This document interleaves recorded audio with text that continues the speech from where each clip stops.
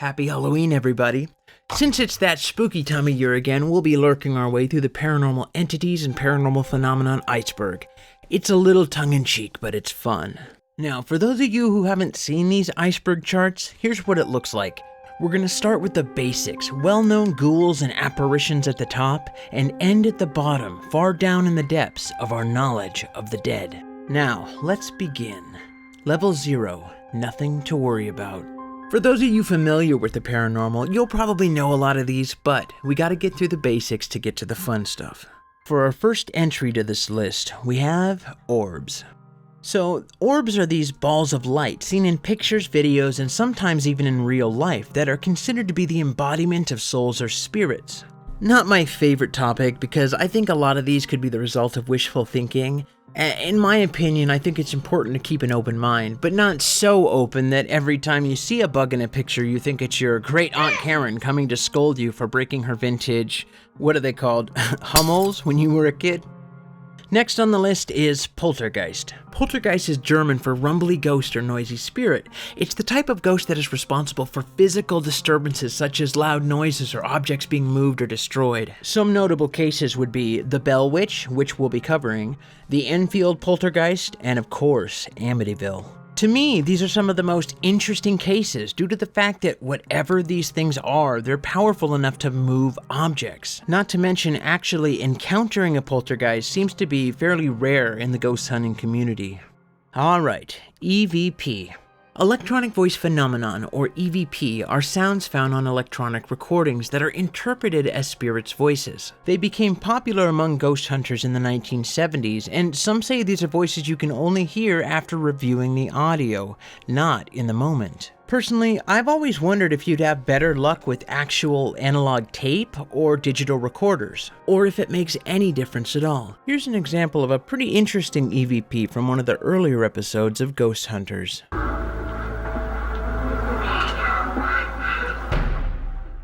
Next is Apparition Sightings, which simply refers to encounters with any kind of being that materializes from seemingly nothing. These encounters could be through humans, animals, or even cameras or video recorders.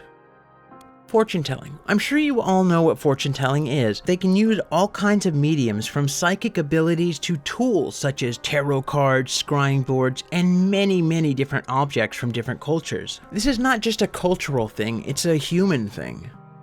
Spirit photography, as the name implies, is a type of photography whose goal, of course, is to capture images of ghosts and other spiritual entities, especially in ghost hunting. It dates all the way back to the late 19th century, but many of those famous photos have been proven to be fakes, but there are still plenty of photos that have people baffled to this day. Just like EVPs, I wonder what's better for spirit photography, digital or physical film. I wonder if the ghost could actually affect the film itself, and not the digital. Just food for thought.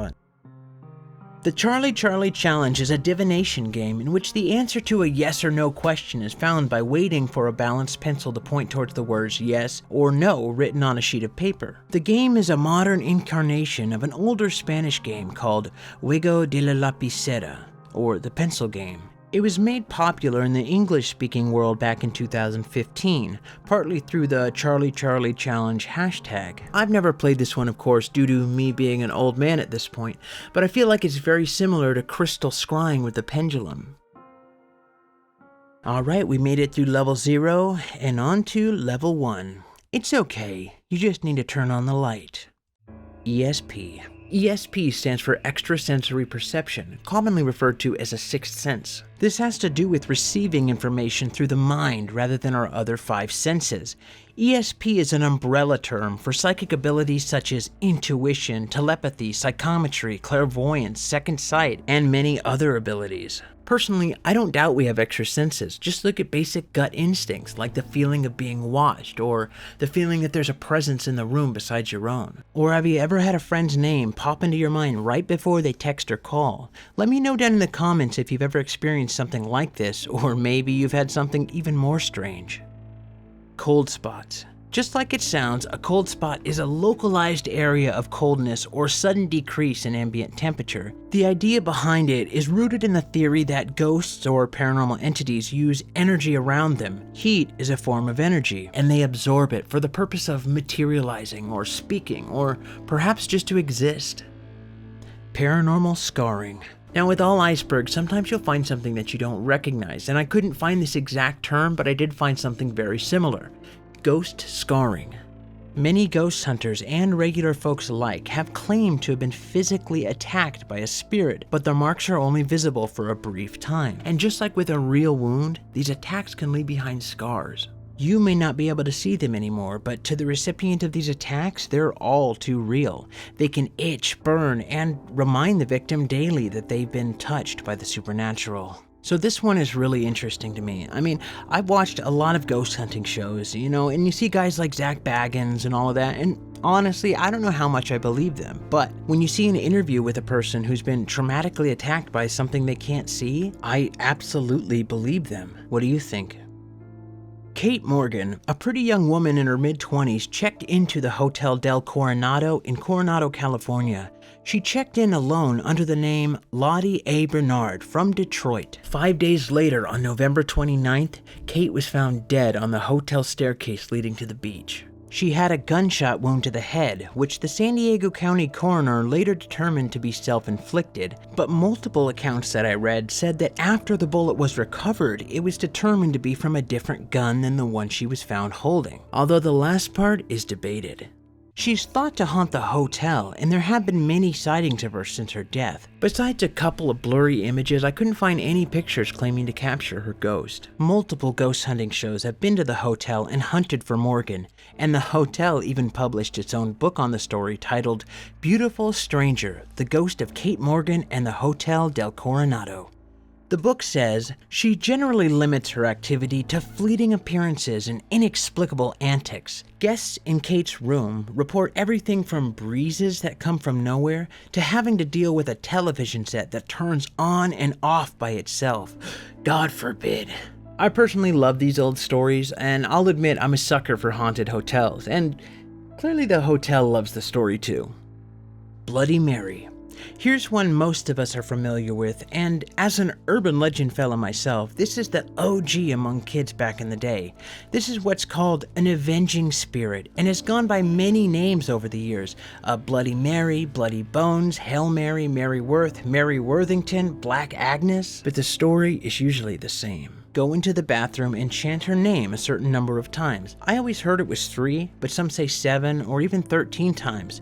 In that legend, it tells the participant to spin around as they chant the name each time, and on the 13th time, she'll show in the mirror. As far as my research goes, there's no real goal in this game other than to summon Bloody Mary.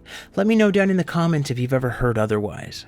This story seems to stem from divination rituals from the Victorian era. Historically, the one that started it was a divination ritual which encouraged young women to walk up a flight of stairs backwards holding a candle and a hand mirror in a darkened house. As they gazed into the mirror, they were supposed to be able to catch a view of their future husband's face. There was a chance, however, that they would see a skull or the face of the Grim Reaper himself, indicating that they were going to die before they had the chance to marry. There's still a debate as to whether Bloody Mary was a real person. Some theories state that she could have been Mary I of England or Elizabeth Bathory. One little side note, it's interesting to remember the roles that mirrors play in the supernatural and our fascination with them. For the next one, I did look online and it says Minnie Quay. Not Minnie Quay or Minnie Quay, but I could be wrong there. But we'll go with Minnie Quay. As you guys may have realized from some of my older videos, I love urban legends that are based in cemeteries. And this is one such story that revolves around the grave of a young girl named Minnie Quay, who was just 15 when she died. Tales from the older folks in the area say you must leave something on her headstone, such as a coin or gift, or she will follow you home. The story begins with the Quay family, who lived in the busy lumbering town of Forester. The Quay's daughter Minnie had given her heart to a young sailor whose ship would dock in Forester often for either shipping or merchant reasons. Not much is known about the gentleman, only that Minnie had fallen in love with him. Many in the town, including her parents, warned her about the affair. Her mother absolutely refused to let her see the sailor, saying she would rather die than see her with this man. In the early spring of 1876, word came back to Forrester that his ship had gone down in the Great Lakes of Michigan. Minnie was torn with grief, as her parents had not allowed her to say goodbye the last time he had left town. A few days later, on April 27th, her parents left her in charge of her younger brother, James Jr. As the infant was sleeping, Minnie walked into town and passed by the town inn, the Tanner House. People sitting on the porch waved to the young girl as she passed them and walked to the pier. The onlookers watched in horror as she jumped off the pier into the waters of Lake Huron. Her ghost has been said to roam the beaches of Forrester. Some have said that she just walks, waiting for her lover's ship to finally dock, while others have sworn that she's tried to beckon young girls into the waters to their deaths. Voodoo dolls. This one being on the list is kind of annoying to me. When we think of the term voodoo doll, of course you think of the classic doll made with the intention of doing harm to another person, sticking pins in and causing pain or illness. And although during my research I did find various forms of this in the magical traditions from many other cultures around the world, the voodoo doll itself has really nothing to do with voodoo. It's just another myth created and perpetuated by Hollywood that has no real basis in Haitian voodoo. Now, a doll such as this one was used by what are called cunning folk, who are practitioners of folk medicine, basically helpful folk magic and divination in Europe. They were often called upon to thwart black magic, and this doll was one of the ways to do that. During the course of the early 20th century, these ideas became intertwined with voodoo, because back then people thought any religion other than ours must be devil worship, right? The Flying Dutchman is a legendary ghost ship, allegedly never able to make port but doomed to sail the seven seas forever. I loved maritime legends, from haunted lighthouses to deep-sea monsters, but this one has truly stood the test of time. The appearance of the Flying Dutchman to a sailor is believed to signal imminent disaster, and the vessel is rarely seen among anything but foul and treacherous weather. The most common origin story for the Dutchman begins when the captain named Vanderdecken gambles his salvation on a rash pledge to round the Cape of Good Hope during a storm. He fails and is so condemned to that course for eternity. Another legend depicts a Captain Falkenberg sailing forever through the North Sea, playing dice for his soul with the devil. Sailors are known to be a very superstitious bunch, and there's countless tales and omens found throughout their history. Now, when I was researching this story, I came across the possible scientific explanations part on Wikipedia, and it talks about these specific kind of mirages called superior mirages. Superior meaning that the object in the distance appears much higher than it should. So, if it was a ship, it would appear to be floating. And this seems as good of an explanation as any for the Flying Dutchman sightings over the years, although I like to mention that you'd think a well-seasoned sailor would become accustomed to this sort of thing. The Bell Witch, or Bell Witch haunting, is a legend from the southern United States folklore, centered on the 19th century Bell family of northwest Robertson County, Tennessee. According to the legends, from 1817 to 1821, his family and the local area came under attack by a mostly invisible entity that was able to speak, affect the environment, and shapeshift. This one is an absolute classic. There's books, movies, creepypastas, you name it, and this is one of America's most famous ghost stories.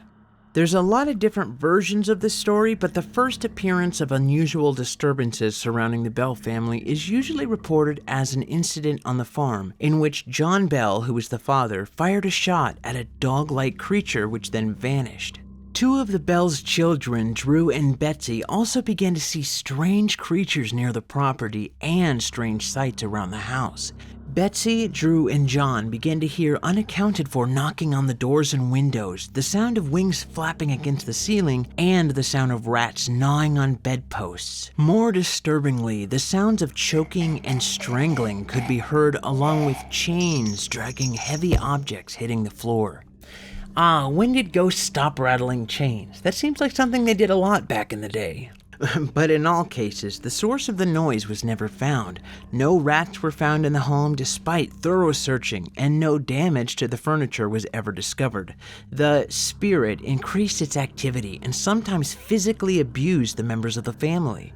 In one famous tale, a family friend, William Porter, claimed the witch climbed into bed with him, allowing him the opportunity to seize the spirit in the bedclothes and attempted to throw it in the fire, saying only the immense weight and terrible smell of it prevented him from succeeding. Michael Jackson's Neverland Ghost. Since Michael Jackson died in 2009, people have suspected his ghost still roams his huge home, the Neverland Ranch. But what this iceberg is referring to is a specific video that started all the speculation about whether or not Neverland was haunted. This video is a little underwhelming, showing a segment filmed by CNN inside the Neverland Ranch, in which you see a shadow walk from left to right at the end of the long hall. Although it is interesting, and I do try to keep an open mind, I think this is more than likely just a shadow of a man walking and wishful thinking. What do you think? Besides being the name of this crazy little troublemaker that you see at the end of all my videos, Annabelle is also the name of a haunted Raggedy Ann doll kept securely locked away in the occult museum of paranormal investigators Ed and Lorraine Warren. She's known for being deadly to some of the people who've mocked her or come into physical contact with her, and of course the series of hauntings that started it all in the 1970s. According to the Warrens, a student nurse was given the doll in 1971. They said that the doll behaved strangely and that a psychic medium told the students that the doll was inhabited by the spirit of a deceased girl named Annabelle. The student and her roommate tried to accept and nurture the spirit-possessed doll, but the doll reportedly exhibited malicious and frightening behavior. It was at this point that the Warrens say they were first contacted, moving the doll to their museum after pronouncing it demonically possessed. The doll remains in a glass box at the Warrens Occult Museum in Monroe, Connecticut. For those of you who have seen the movies, I personally think that the Raggedy Ann doll is much more creepy than that oh-so-spoopy porcelain doll that they portrayed in the movies. Alright, let's move right along to another haunted doll, Robert. I actually did a short about this one a little while back because it's a bit less known than the Annabelle doll, but still terribly interesting. So, Robert the doll lives at the East Martello Museum in Key West, Florida. Robert was once owned by painter and author Robert Eugene Otto, whom the doll was named after. The doll was reportedly purchased by Otto's grandfather while on a trip to Germany in 1904 and given to the young Otto as a birthday gift. The doll's sailor suit was likely an outfit that Otto wore as a child. The legend states that after being given the doll, Otto and Robert became best friends, treating him like a real living person. Of course, there's talk of voodoo in the tale, but I don't see how voodoo could have played much of a part. I'm just going to assume that it's one of those fun buzzwords that try to give an explanation to the unexplainable. It's said that a lot of negative energy was placed on the doll during Otto's younger years. During one example, one night Otto's parents woke to the sound of loud banging and what could only be furniture being thrown around. Rushing to the boy's room, they found it completely destroyed. Otto was huddled in the corner, pointing at Robert, who was perched on the bed, saying, "I didn't do it. Robert did it." Robert did it. Stories about the haunted doll quickly spread throughout the community, and children passing by the house would walk on the other side of the street. As Otto moved out, the doll came along with him, and the paranormal happenings continued until Otto's death in 1974. Sometime after he died, the doll was given to the East Martello Museum in Key West, Florida, where he has remained to this day.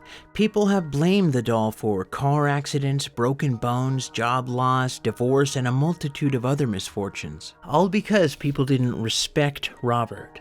Then the museum began to receive apology letters detailing how sorry the unfortunate museum guests were for being disrespectful. Robert the doll is also said to be the inspiration for Chucky from the Child's Play franchise. Although he does have a few movies made about him, I haven't seen any of them because honestly they just don't look very good. If you've seen them, let me know how they were. Hey everybody, as I was editing this episode, I came across a trailer for a movie called The Curse of Robert, which looks mediocre at best. But while I was looking through the comments, I found a bunch of comments of people basically saying sorry for not asking permission from Robert to watch the trailer, which goes to show you that, yeah, even though some of those may be jokes, a lot of people really believe this stuff. Anyways, back to the show. Hitodama. Hitodama are the visible souls of humans detached from their host bodies. They appear as red, orange, or blue-white orbs. They float around slowly and not too far from the ground. On warm summer nights, these strange glowing orbs can be seen floating around graveyards, funeral parlors, or the houses where people have recently died. Most often, they are seen just before or after the moment of death, when the soul leaves the body to return to the ether. It is most common to see them at night, though they occasionally appear during the daytime. Apparently, on rare occasions, Hitodama materialize when a person loses consciousness floating outside of the body, only to return when the person regains consciousness. Ta-khian is a female spirit of the folklore of Thailand. It manifests itself as a woman that haunts these special trees. These are very large trees known as the Ta-khian in Thai, hence the name. Legends in the Thai oral tradition say the spirit sometimes appears as a beautiful young woman wearing traditional Thai attire, usually in reddish or brownish colors. The Ta-khian haunts the immediate environment of her tree, and she may also haunt a house having beams, stilts, or pillars made from the Ta-khian wood. It says that she may hurt wicked or immoral people that come close to her abode, but righteous persons have nothing to fear from her. The tree is almost never felled for lumber, since the spirit will be furious and follows the wood. About the only place the tree can be used is in a Buddhist monastery, where the good deeds and righteousness of the monks is considered sufficient enough to render the spirit harmless. Traditionally, trees where Ta-khian resides have links of colored satin cloth wrapped around their trunk in order to protect the vulnerable old trees from logging. However, in present times, some of these very ancient trees are felled anyways for their wood, even though it is said to be dangerous to cut down the tree without the consent of the spirit inhabiting it. It is interesting how many cultures consider the forest to be either haunted or protected by one spirit or another. It's obvious to anyone who's spent time learning survival that even the most skilled outdoorsman won't last forever among the dark and damp trees of the forests across the world without having lifelong knowledge of that dark and foreboding place. It's almost as if we're, rightly so, instinctually afraid of the forest. The Jiangshi is a Chinese vampire zombie that's name translates to stiff corpse. It is a terrifying creature that usually hops along, and when it comes across a victim, it will suck the life force out of them. It is said to be created when a person's soul fails to leave the deceased's body. However, some say that the Jiangshi are not like vampires at all and are usually mindless creatures with no independent thought, more like a zombie. One unusual feature that I came across was its greenish-white furry skin. Some say it's possibly derived from the fungus or mold that grows on corpses, although their appearance can vary greatly depending on how soon the person was brought back after death. As an explanation for their hopping behavior, some say that the Jiangshi are so stiff that they cannot bend their limbs or body, so they have to move around by hopping while keeping their arms stretched out for mobility. There are many reasons for one to become a Jiangshi upon death, such as using supernatural arts to resurrect the body, spirit possession of the body, improper burial, or that word we can't say on YouTube that has to do with you self-ending. And there's this idea that a person's body is governed by the 3 Huns and 7 Pos. Excuse me for my pronunciation there. So the Qing dynasty scholar Yuan Mei wrote in his book that a person's Hun is good, but the Po is evil. The Hun is intelligent, but the Po is not so good. So the Hun leaves the body after death, but if their Po remains and takes control of the body, the dead person becomes a Jiangshi. And there's even one that sounds just like a zombie movie called the Jiangshi virus. So that wraps up part 0 and 1. There are many more to go, so if you guys are interested in hearing the rest of them, let me know down in the comments and leave this video a like. Also subscribe if you haven't. And if you really enjoyed this video, please consider donating to help keep this channel alive. It's much appreciated. Thanks everybody. Good night.